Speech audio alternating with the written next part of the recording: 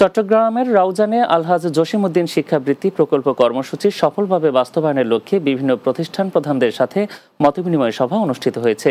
শুক্রবার সকালে রাউজান উপজেলা পরিষদ হলরুমে আলহাজ জসিমউদ্দিন ফাউন্ডেশনে মতবিনিময় সভার আয়োজন করেন। রাউজান উপজেলা একাডেমিক সুপারভাইজার সজল চন্দ্র চন্দের সভাপতিত্বে এতে বক্তব্য রাখেন নোয়াপাড়া উচ্চ বিদ্যালয়ের প্রধান শিক্ষক হাবিবুল্লাহ মাস্টার, ব্যবসায়ী হাজী মোক্তার আহমেদ, হাজী আবু তাহের, রাউজান উপজেলা শিক্ষক সমিতির আহ্বায়ক জামাল শাহ সহ অন্যরা।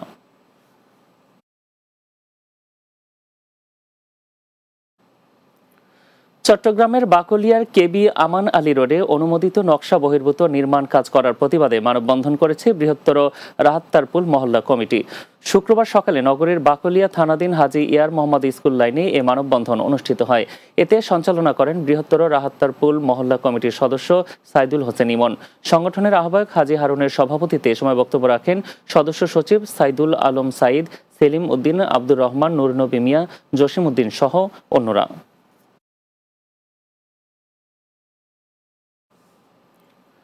চট্টগ্রাম স্টিল ফার্নিচার ও ব্যবসায়ী মালিক সমিতির 2025-28 সালে নবনির্বাচিত কার্যকারী পরিচালনা কমিটির পরিচিতি ও আলোচনা সভা অনুষ্ঠিত হয়েছে।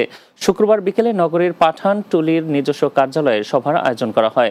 সমিতির উপদেষ্টা পরিষদের সদস্য শাহজাহানের সভাপতিত্বে এতে প্রধান অতিথি ছিলেন উপদেষ্টা পরিষদের সদস্য সুলতান খান।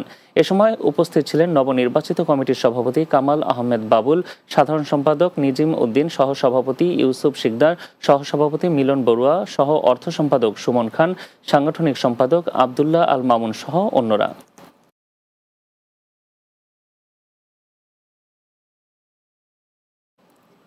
রাতের বাংলা নিচ্ছে আরো একটি বিরতি, ফিরছি কিছুক্ষণের মধ্যে, সঙ্গেই থাকুন।